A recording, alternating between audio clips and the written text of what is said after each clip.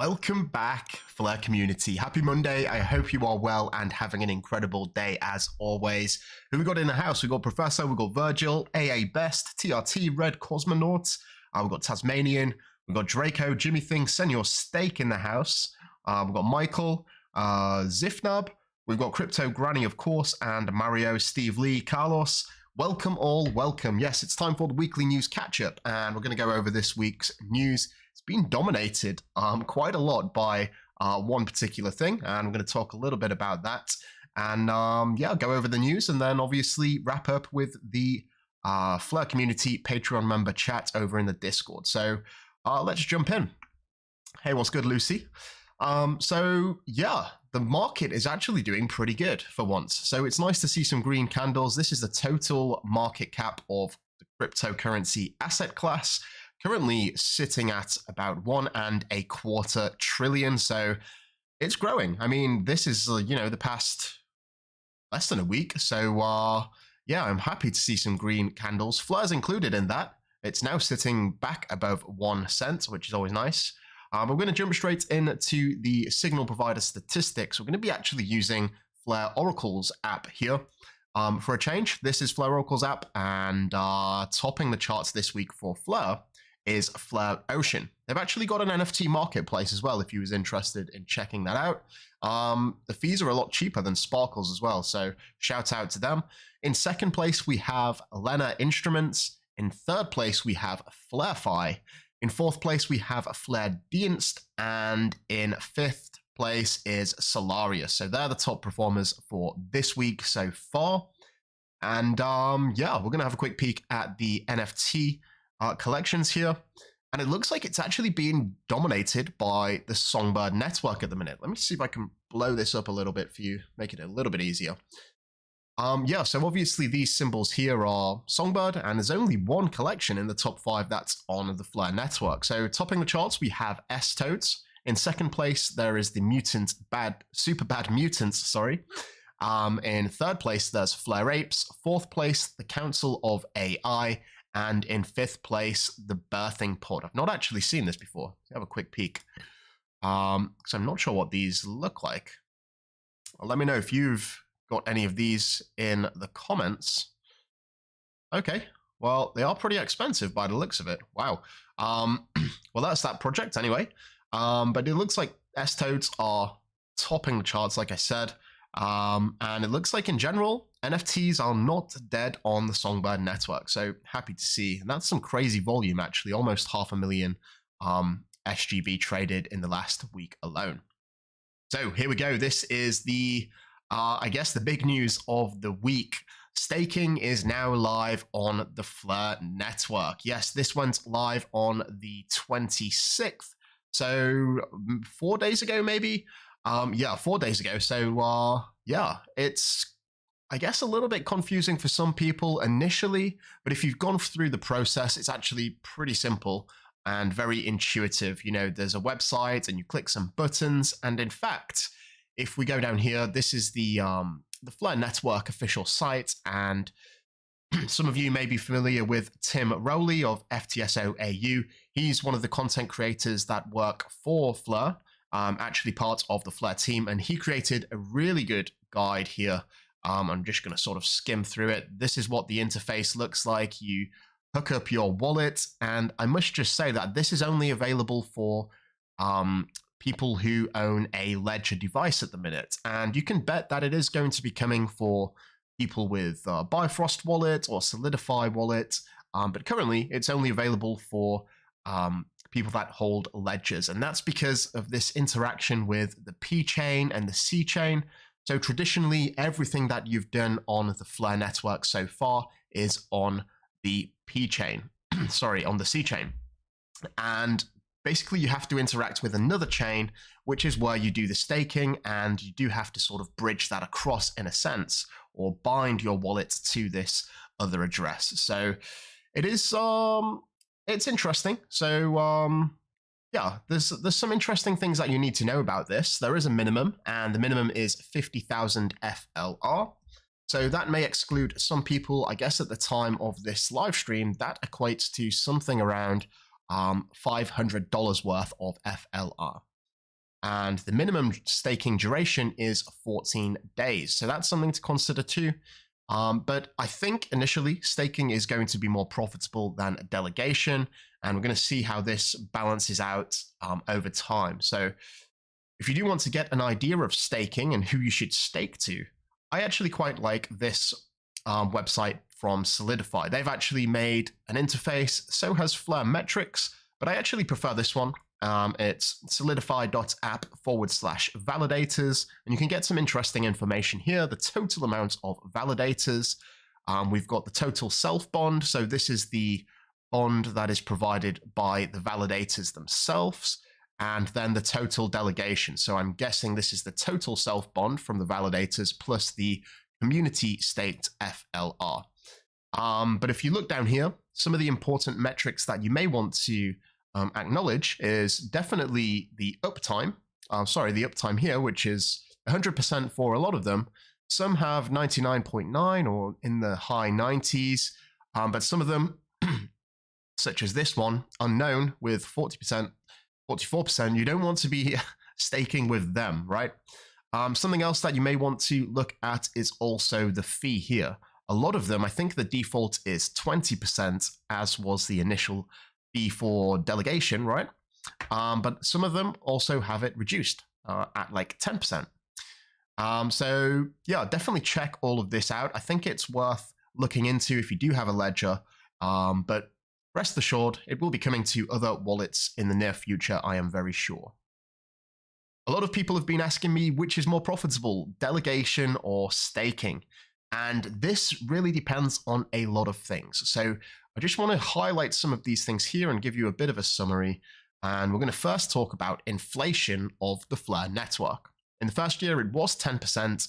We're actually in the second year of the Flare network being operational, which means that it's now 7%. And this is 7% of the circulating supply. So this figure is not changing until next year, obviously, but the staking rewards are not any additional rewards. It's part of this 7% inflation. If we scroll down here, this was FIP05, Flare Improvement Proposal 05, and it changed the ratios between the delegation rewards and the staking rewards. And this is from that 7% inflation that I mentioned earlier. So it was previously 80% for delegators supporting the FTSO system, and now it's actually been reduced to 70%. So the split between the rewards for delegation and staking is 70% for the delegators and 30% for those that are staking. Now, why is this important? Well, they're sort of suggesting that it's expected that a lot less people will be staking, right? So this is actually going to vary. As I think here's the best phrase that I can use to summarize it, right? The more people that delegate, the lower the delegation reward for you if you're delegating. And the more people that stake, the lower the staking reward. So initially, there's not that many people staking, so that means that the reward is going to be quite high. And that's just because some people are, I guess, not able to, because not everyone has a ledger device. On the flip side, though, if you are delegating, I think that the recent weeks and epochs were probably the lowest that it's going to be for quite some time until the third year's operational, because, you know, when everyone was delegating and no one was staking, then the amount of people that were delegating was at a maximum. Now that people are moving to start to stake, the delegation rewards will go up because your share of the total WFLR, the total FLR that's being delegated is increasing in comparison to the total supply. So I just wanted to get that out there. In fact, this is definitely worth reading. So I'm going to throw this in the chat for anyone that may want to read it later, because I obviously talk about it in a little bit more detail. But in this stream, we're obviously just zipping through the news and seeing what's coming in the near future. One thing that is coming, and I know that we just got into staking, that was phase 2, but in phase 3, you're actually going to be able to stake and get rewards. You're going to be able to delegate and get rewards. You're going to get your flare drop rewards and obviously the network governance rewards. And a lot of people talk about FLR having no utility, and I would argue that for a native asset, this is the most utility-packed asset that I know of personally. You know, with a lot of the native assets, the main functionality is to provide a transaction fee for the network or gas fees in EVM compatible networks. But all of this is extra, and a lot of people were, I guess, looking negatively on the Flare network, saying that the only utility is that you hold it and you get more rewards. But that's just part of the tokenomics. And, you know, network governance, not every network has this governance structure. The fact that you can delegate it to an on-chain oracle, you can now stake it, you've got the flare drop rewards. I think a lot of people miss this fact. And for a native asset with native functionality, it's up there for me. So just checking the comments here. Synex, yeah, you do get rewards for phase 2, but this, when I was talking about this is everything, right? You'll get staking, delegation rewards, flare drop rewards, and governance rewards. If you're staking now, you will get rewards. If you're delegating now, you will get rewards, but you can't delegate and stake at the same time. In phase 3, you're going to be able to do this at the same time, and staking rewards and delegation rewards. I'll just open up this little screen capture here. The goal is that funds staked on the P chain, that's the staking chain, will have the same rights as wrapped FLR on the C chain, opening the possibility to earn FTSO rewards, flare drops, and participate in governance. There we go. Moving on, this is, I guess, a little tweet from Minus talking about this, about the multi-collateral system that's going to be backing the F asset system. So over-collateralized F assets, so that's F XRP, F Bitcoin, F Dogecoin, all of these assets that don't have smart contract functionality, will not only safeguard the value of the F asset, it will also lock up a substantial amount of the usable FLR supply, which in turn drives the demand for FLR. F assets are going to be really interesting once this launches. You know, a lot of people have been highly anticipating this, but the thing is, you know, I think a lot of people are growing impatient, but that's because this type of system does not exist. It's a first of its kind. And if it was very easy to do, it would already have been done, right? They're taking the time to develop this protocol because they want to make it right. There's going to be a lot of money flowing through this, so it needs to be watertight. It needs to be tested very thoroughly. And yeah, you can bet that it is going to be testing on Coston first, then Songbird, and then the Flare network. Something else to note is that if you are providing the collateral for the F asset system, you're going to be able to earn FLR, or you're going to be able to earn some sort of income. It might be FLR, it might be the originating asset. A lot of things have changed with F assets since the initial white paper, so I'm hoping we get an update on that. And also, if you do mint F assets, you also get rewarded in FLR2 because there is an incentive pool. So any bridged assets that come to the Flare network, just holding them will allow you to earn FLR. Moving on, if you are a Binance US holder or user and you held XRP back in the day, I'm talking 2020 December, then they have successfully airdropped FLR, and this was 5 days ago. So congratulations, better late than never. If this is you, the wait is now over and you can start participating in the Flare network. It is what it is. I know it was a long time, but this sort of does highlight the importance of holding your assets off exchanges. And I can't stress that enough. If you have problems with something like this, an airdrop, then take the power from the exchange and just hold it in your own wallet. This is pretty interesting. This is from FlareScan, and this is a blockchain explorer similar to Flare-Explorer, but this one is actually more advanced and it offers charts, right? And this, if I just blow this up a little bit, that doesn't work, but this is basically the transactions for 1 year every single day, and you can sort of see it trending, especially here. And we have the Songbird Canary network, which has really rapidly grown in transactions. So I'm not sure what project that might be from, but still, it is very interesting to see. And if you click on their website, this is sort of what it looks like. And this is the daily transactions. But if we go to the homepage, you can actually see the data from both chains, both Songbird and the Flare network, sort of aggregated together in one single place. And I do quite like this. I like to look at the charts and I like to get a little bit of an idea of what's going on the network. This one is active addresses. So how many addresses have moved, FLR or SGB.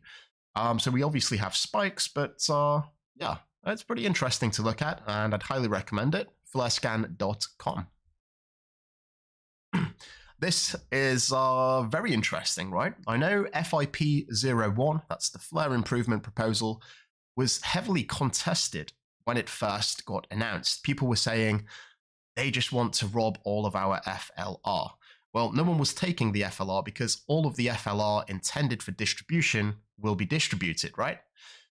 This, we did see a outcry from, I guess, a loud minority about this, and I would imagine that this is from the people who wanted to just sell every single month, just get their free FLR and sell it, kind of like the taco stand of the XRP community. Jed McCaleb constantly selling every day. But this account here, Hypermental, he created this chart. He's been tracking his personal rewards over the course of the last 8 months, the last 8 flare drops. And he's actually already received over 100% of his initial drop, which is pretty interesting. And yeah, I think this is, I think it's important to realize that FIP01, it was more than just receiving FLR. It's about the reduction in inflation. So that actually encouraged a reduction in inflation. We've got the community expansion because it really allows new people to get into the ecosystem, people who may not want to feel left out, that they're constantly getting dumped on by people who just happen to hold XRP in 2020, right? It encourages people to buy because then they can receive some of the benefit from the future flare drops. And it also removed the reliance on exchanges. I talk about this with, where are we? The Binance news just a second ago.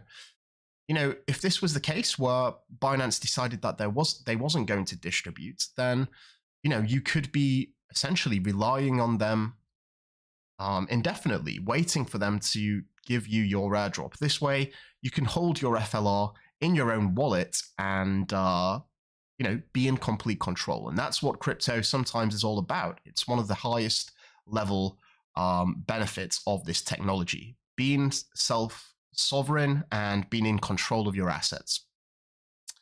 Moving on, this is a great article by Andres.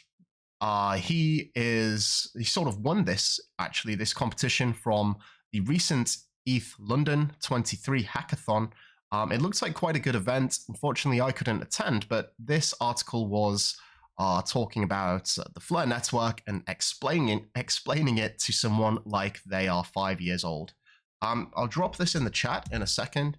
It is about a 10-minute read, 12-minute read, but it is a really good read, and it gives you a great high-level overview, and we've even got some diagrams thrown in here as well. So Again, I'll throw this in the chat just in case you want to bookmark it and read it for later. Definitely worth a read if you want to get a good high-level overview of what the Flare network is, what makes it so special. For anyone that's interested in playing poker, we've got a poker competition coming up very soon. If you are a holder of the poker tickets NFT, which can be bought with FCC, feel free to join the Discord. The prize pool is 15,000 FLR at a minimum, and the more people that we have, the bigger the prize pool will be. And yeah, it's definitely worth checking out. I also wanted to highlight the fact that the latest edition of Big Brain Moves has come out, and this is free to download for all Patreon members. It sort of reveals some of my strategies and thoughts about where I'm putting my money on the Flare network. I'm actually planning a third version pretty soon, but I'm tempted maybe to do a live stream for the Patreon members. I think that could be interesting and maybe get a bit of a back and forth with the chat. But we'll see, because I do have so many ideas what I want to talk about. So yeah, if anyone is interested in joining the Patreon, there is a link in the description below. And also, if you are a Patreon member, please feel free to come to the Discord. We have the weekly Patreon chats every single Monday, straight after the stream. You scroll right to the bottom here, and you can find it here in the Patreon call. It's going to last maybe an hour, maybe 2 hours. We'll just see. Just have a good old chinwag and go from there. But that is pretty much it for this week. Lots of exciting things. I think staking really was the most exciting bit of news for the Flare community. I think it's going to be interesting to see and monitor how these APYs change over time. I imagine they're going to reduce, but in the good, I guess on the flip side, delegation rewards will increase as more people move to staking. So that is pretty much it, guys. So yeah, hopefully I'll see you in the Patreon chat if you are a member. If not, have yourself a great week. I'd like to thank you all so much for watching, and until next time, I'm out. We have liftoff.